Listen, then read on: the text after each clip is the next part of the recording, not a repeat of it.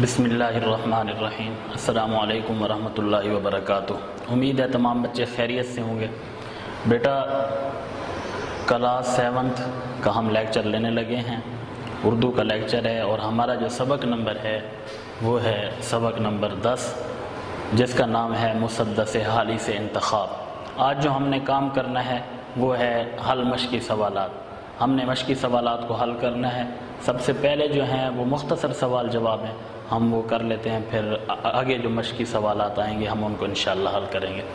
دیکھیں میں نے صرف یہاں وائٹ بورڈ پہ جواب لکھے ہیں، سوال آپ نے کتاب سے دیکھنے ہیں، سوال کتاب سے دیکھ کر آپ نے نوٹ بک پہ لکھنے ہیں، پھر نیچے آپ نے یہ جواب ان کے لکھ دینے ہیں۔ سب سے پہلا سوال میں کتاب سے پڑھتا ہوں۔ بطحا کے پہاڑوں سے گھٹا اٹھنے سے کیا مراد ہے؟ تو اس کا جواب یہ ہے، بطحا کے پہاڑوں سے اٹھنے والی گھٹا سے مراد دین اسلام ہے۔ بطحا کے پہاڑوں سے اٹھنے والی گھٹا سے مراد دین اسلام ہے۔ دوسرا سوال، ٹیگز اور گنگا کہاں ہیں؟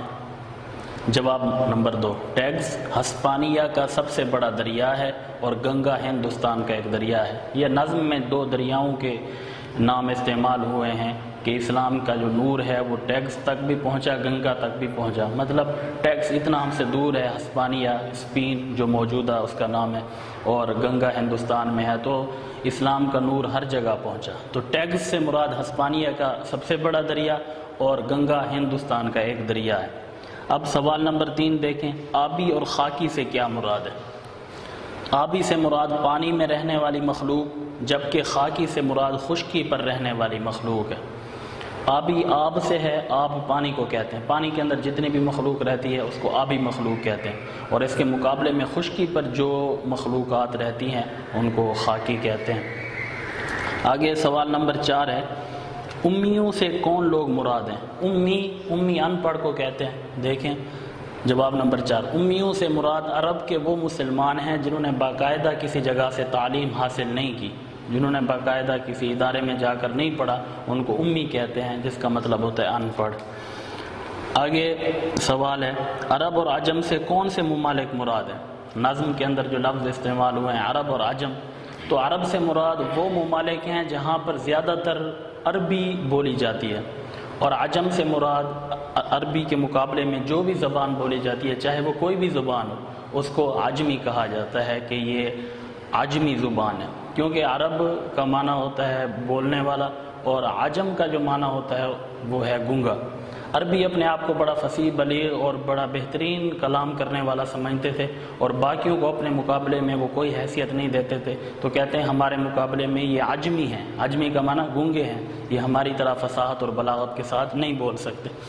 تو دیکھیں یہ لکھا ہوا ہے، عرب ممالک سے مراد وہ ممالک ہیں جہاں کی زیادہ تر آبادی عربی بولتی ہے، جبکہ وہ ممالک جہاں کے اکثر لوگ عربی کی بجائے کوئی اور بولی بولتے ہیں وہ عجم کہلاتے ہیں، یعنی وہ ممالک عجم کہلاتے ہیں۔ اکثریت کا اعتبار ہوتا ہے، یہ بھی ہوتا ہے کہ کوئی عربی بولنے والا ملک ہوتا ہے اور اس کے اندر چند لوگ یا کچھ لوگ ایسے ہوتے ہیں جو دوسری زبان بولتے ہیں، تو اکثریت کے اوپر فیصلے ہوتے ہیں، اس کو ہم عربی ممالک کہتے ہیں، عرب ممالک کہتے ہیں۔ آگے دیکھیں سوال نمبر 6، ڈوبتی ناؤ کو سنبھالا دینے کا کیا مطلب ہے؟ ڈوبتی ناؤ کا مطلب ڈوبتی ہوئی کشتی، تو اس کا جواب یہ ہے کہ معاشرے میں پسے ہوئے مظلوم طبقے کی حمایت کرنا، معاشرے میں پسے ہوئے مظلوم طبقے کی حمایت کرنا، یہ ہے ڈوبتی ناؤ، کہ لوگ جو ظلم و ستم کا شکار ہیں ان کا خیال کرنا، ان کے ساتھ ہمدردی کا اظہار کرنا، ان سے ظلم و ستم کو دور کرنا۔ آگے سوال نمبر 7 ہے، توحید مطلق سے کیا مراد ہے؟ توحید مطلق سے کیا مراد ہے؟ تو اس کا جواب یہ لکھا ہوا ہے، یہ آپ بعد میں دیکھیں، پہلے یہ دیکھ لیں، صرف ایک خدا کی عبادت کرنا۔ توحید مطلق سے مراد صرف ایک خدا کی عبادت کرنا۔ آگے سوال ہے، بدوں میں نیکیوں کا غلغلہ ہوا، اس کی وضاحت کریں۔ اس کا جواب یہ ہے کہ برے لوگوں نے نیکی کو اختیار کیا اور نیکیوں کا پرچار کیا، یعنی جو برائی میں مبتلا تھے، ہر طرح کے گناہ کرتے تھے، اسلام آنے کی وجہ سے وہ نیک بن گئے اور نیکی کو آگے پھیلانے لگے۔ آگے آ جائیں، سوال نمبر 9 ہے کہ آتش کدو میں جلنے والی آگ افسردہ ہو گئی، اس کا کیا مطلب ہے؟ تو اس کا جواب یہ ہے کہ آگ کی پوجا کرنے کا تصور ختم ہوا اور ایک خدا کی عبادت ہونے لگی۔ آگے سوال نمبر 10 ہے، وہ آپ دیکھ لیں۔ خاک اڑنا محاورہ ہے، اس کا مطلب بتائیں۔ خاک اڑنا ایک محاورہ ہے، خاک اڑنا کا مطلب ہے بالکل ختم ہو جانا، مٹ جانا۔ آگے سوال نمبر 11 ہے، ہمارے آباء و اجداد کی کن باتوں نے دوسری قوموں نے تقلید کی؟ جواب، زندگی کے ہر شعبے میں دوسری اقوام نے ہمارے آباء و اجداد کی تقلید کی ہے۔ آگے آخری سوال ہے کہ اس انتخاب میں یعنی اس سبق کے اندر ایک حدیث نبوی صلی اللہ علیہ وسلم بیان ہوئی ہے، اسے نثر کی صورت میں لکھیں۔ تو یہ آپ صلی اللہ علیہ وسلم کی حدیث ہے جو سبق کے اندر آئی ہے کہ حکمت مومن کا گمشدہ مال ہے، اسے جہاں پاؤ لے لو۔ تو ہمارے یہ جو مختصر سوال ہیں وہ ختم ہوئے۔ اب اس مشق کے اندر جو دوسرا سوال ہے وہ ہے کہ سوالوں کے تفصیلی جواب دیں۔ اب ہم جاتے ہیں سوالوں کے تفصیلی جواب کی طرف۔ یہ مختصر جواب تھے، اس کو آپ نوٹ بک پہ لکھ لیں گے، پھر ہم تفصیلی جوابات کو دیکھیں گے۔ جی بیٹا، اب ہم آتے ہیں تفصیلی سوالات کی طرف۔ پہلے ہم نے سوال نمبر 1 میں مختصر جوابات پڑھے، اب ہم سوال نمبر 2 میں تفصیلی جوابات پڑھیں گے۔ دیکھیں میں سوال پڑھتا ہوں، آپ نے سوال کتاب سے دیکھنا ہے جیسے آپ نے پہلے کیا تھا، اور جواب یہاں سے دیکھ کے نوٹ بک پہ لکھنا ہے۔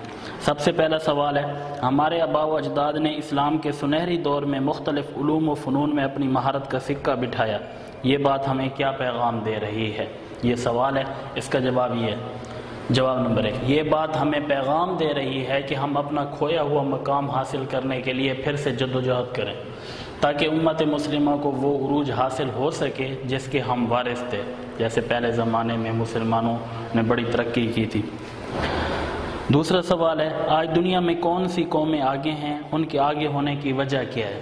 تو یہ جواب نمبر 2 ہے، آج غیر مسلم اقوام دنیا میں آگے ہیں، اس کی وجہ سائنس اور ٹیکنالوجی میں ان کی بے پناہ ترقی ہے۔ اگر مسلمان محنت کریں تو اپنا کھویا ہوا مقام دوبارہ حاصل کر سکتے ہیں۔ سوال نمبر 3، مسلمان کس طرح دنیا میں اپنا کھویا ہوا وقار اور عظمت حاصل کر سکتے ہیں؟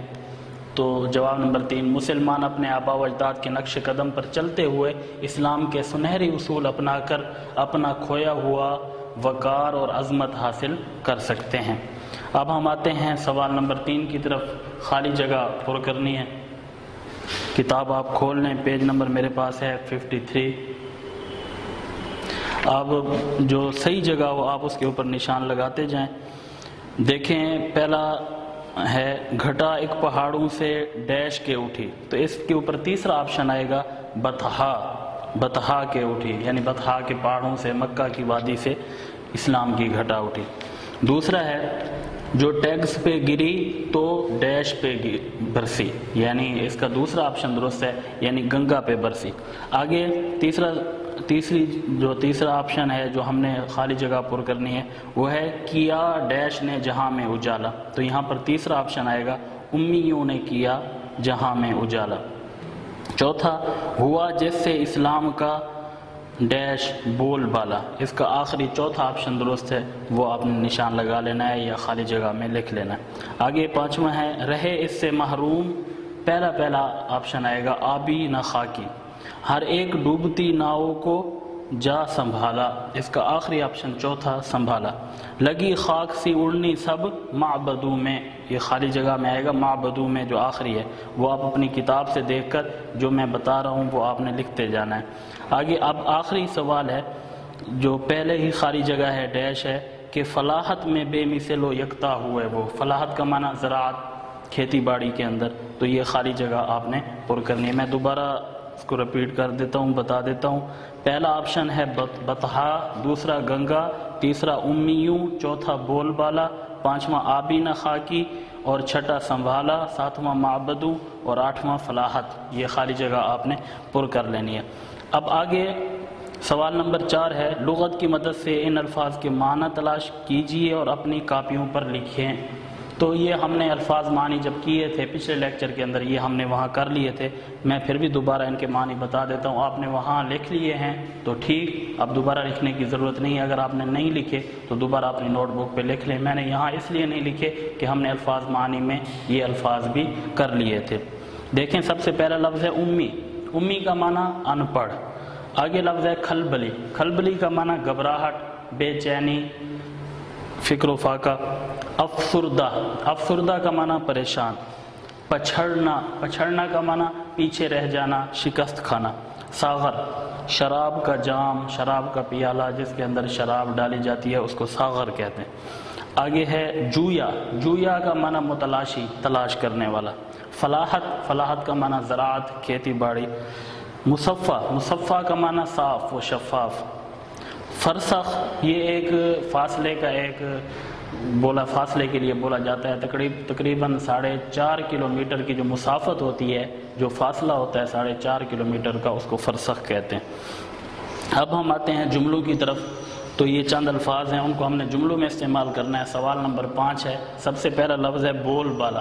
बोल बाला, इसको जुमलों में इस्तेमाल करना है, जुमला बनाना है। इस्लाम का अरब व अजम में बोल बाला हुआ। दूसरे नंबर पे है आतिश कदा। इस्लाम की बरकत से दुनिया के आतिश कदे ठंडे हो गए। तीसरे नंबर पे है खलबली। तौहीद का नूर चमका तो कुफ्र में खलबली मच गई। आगे है खाक उड़ना। ये मुहावरा है, खाक उड़ना का माना बेआबाद होना। इस्लाम की आमद पर तमाम माबदों में खाक उड़ने लगी। आगे लफ्ज़ है हिकमत।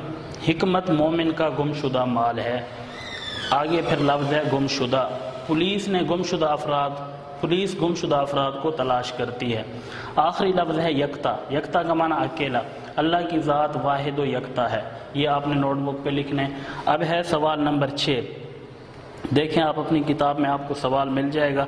यहाँ सिर्फ मैंने जवाब लिखा है। इस नज़म में जहाँ का लफ्ज़ इस्तेमाल हुआ है, इसके लिए हम दुनिया, आलम, जग, संसार के लफ्ज़ भी इस्तेमाल करते हैं, यानी जो मुतरादिफ अल्फाज हैं इसके।